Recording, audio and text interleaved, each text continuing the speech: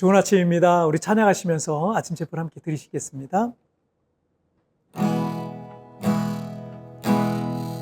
주님, 무엇라 말할까요? 그냥 주님이 좋은 아주 작은 저예요. 주님, 어떤 말로 다 할까요? 주님 사랑하는 말, 주님 사랑하는 나. 주님, 내 주님, 이름만 불러도 가슴이 뛰어요. 주님, 내 주님, 주님 곁에 머물고 싶어요.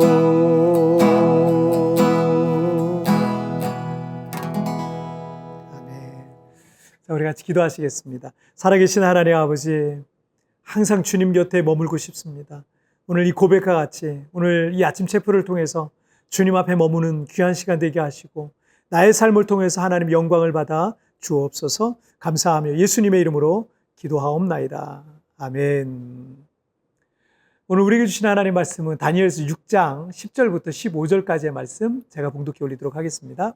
다니엘이 이 조서에 왕의 도장이 찍힌 것을 알고도 자기 집에 돌아가서는 윗방에 올라가 예루살렘으로 향한 창문을 열고 전에 하던 대로 하루 3번씩 무릎을 꿇고 기도하며 그의 하나님께 감사하였더라. 그 무리들이 모여서 다니엘이 자기 하나님 앞에 기도하며 간구하는 것을 발견하고 이에 그들이 나아가서 왕의 금령에 관하여 왕께 아뢰되 왕이여, 왕이 이미 금령에 왕의 도장이 찍혀서 이제부터 30일 동안에는 누구든지 왕 외에 어떤 신에게나 사람에게 구하면 사자굴에 던져넣기로 하지 아니하였나이까 하니 왕이 대답하여 이르되 이 일이 확실하니 메대와 바사에 고치지 못하는 규례니라 하는지라. 그들이 왕 앞에서 말하여 이르되 왕이여, 사로잡혀온 유다 자손 중에 다니엘이 왕과 왕의 도장이 찍힌 금령을 존중하지 아니하고 하루 3번씩 기도하나이다 하니 왕이 이 말을 듣고 그로 말미암아 심히 근심하여 다니엘을 구원하려고 마음을 쓰며 그를 건져내려고 힘을 다하다가 해가 질 때에 이르렀더라. 그 무리들이 또 모여 왕에게로 나와서 왕께 말하되 왕이여, 메대와 바사의 규례를 아시거니와 왕께서 세우신 금령과 법도는 고치지 못할 것이니이다 하니. 아멘. 간혹 정치인이든 연예인이든 스포츠 스타든 잘 나가던 유명인이 자신의 종교, 특히 기독교인임을 나타낼 때가 있죠. 우리나라는 이 종교의 자유가 있는 자유민주주의 공화국이고 누구든지 종교를 가질 수 있고 때로는 유명인이기 때문에 그 종교를 나타낸 뒤로부터 사람들에게 공격을 받고 있는 경우가 있습니다. 대한민국 국민 10명 중에 4사람은 종교를 갖고 있음에도 이런 문제가 있는 게 참 이해가 안 될 때가 많습니다. 한때 축구 천재라는 그 별명을 갖고 있었던 우리나라의 축구 선수도 골을 넣으면 항상 기도하는 세레머니를 했습니다. 그런데 사람들은 그 선수가 예수 믿는 거 드러낸다고 얼마나 비난하고 욕했는지 모릅니다. 사람들의 주목을 받고 매 경기 뛸 때마다 그 선수는 심적 압박과 부담이 얼마나 컸겠습니까? 그러니 더욱 하나님의 은혜와 도움을 구했을 뿐이고 골을 넣고도 너무 기뻐서 하나님께 영광을 돌렸을 뿐인데 이게 비난받을 일인가 싶기도 합니다.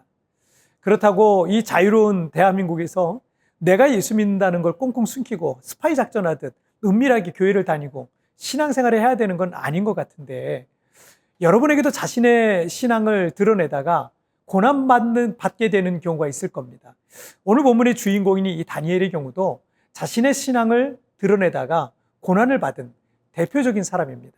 자, 그렇다면 우린 이런 상황 속에 어떻게 하는 게 좋을까요? 다니엘은 BC 605년 바벨론의 포로로 끌려왔고 포로 신분이었지만 바벨론의 느부갓네살 왕의 총애를 입어서 오랫동안 높은 관직자로 살아왔습니다. 16세쯤에 포로로 끌려온 것으로 보이는데 그로부터 66년이 흘렀으니 그의 나이도 이제 80세를 넘은 고령이었습니다. 그 사이에 왕이 여러 번 바뀌었고요. 새롭게 바벨론을 차지한 메대 사람 다리오 왕은 다니엘을 모든 관리들보다 더 총애했어요.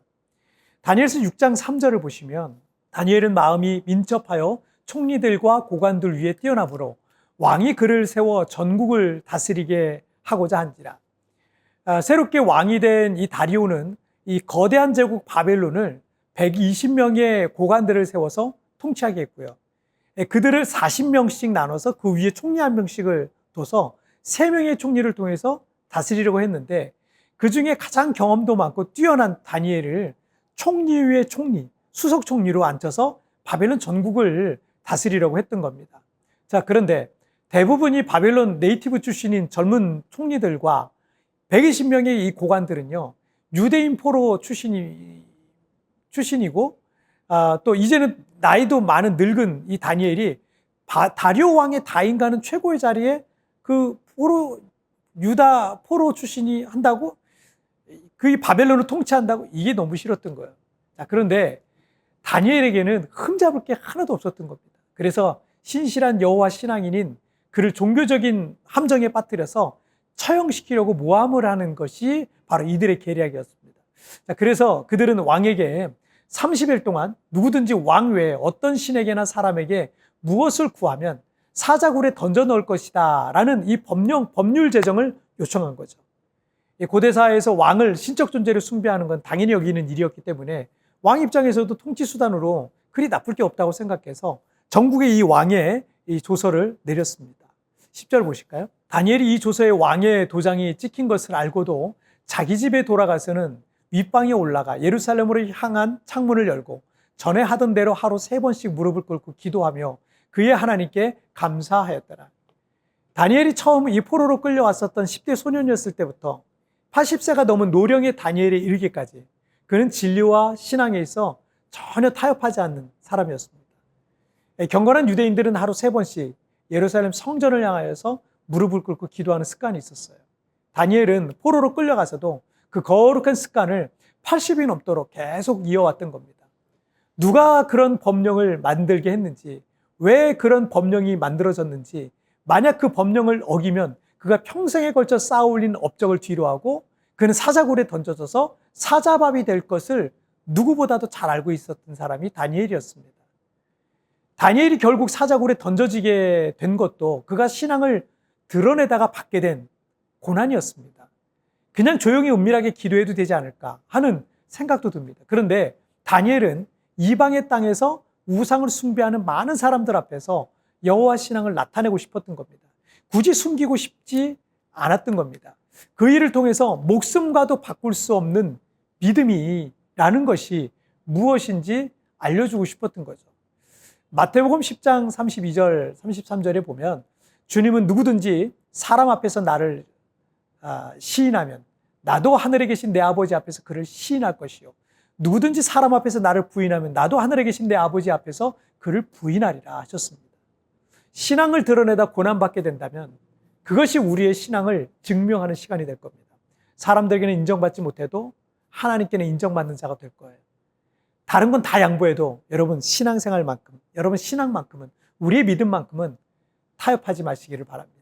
자, 우리 같이 기도하실까요? 살아계신 하나님 아버지 감사합니다. 어린 소년 다니엘부터 80이 넘은 고령의 다니엘이기까지 그는 조금도 신앙적인 면에서는 조금도 타협하지 않는 그런 참 깊은 신앙이었습니다. 우리도 그런 신앙을 담고 싶습니다. 때로는 우리는 자기 합리화에 빠지기도 하고 하나님의 뜻이 아닌 것에 대해서 타협을 하기도 하고 그런 연약한 모습을 보게 됩니다. 하나님 아버지, 우리의 연약함을 용서하여 주시고 이제 다시 한번 하나님 앞에 믿음으로 서서 내가 어느 곳에 있든지 하나님이 기뻐하시는 그런 믿음의 삶을 살아가게 하여 주옵소서. 오늘 하루도 우리 주님과 동행하기를 원하며 이 모든 말씀 우리 주님 예수님의 이름으로 기도하옵나이다. 아멘. 뒤편에 나오는 오늘의 묵상 보시면 개인적으로 묵상하시고요. 내일은 리마인드 3분 메시지를 통해서 여러분 찾아뵙도록 하겠습니다. 여러분 오늘도 승리하세요. 내일 뵙도록 하겠습니다. 신앙을 드러내다 고난받게 된다면 그것이 우리의 신앙을 증명하는 시간이 될 것입니다. 사람들에게는 인정받지 못해도 하나님께는 인정받는 자가 될 것입니다.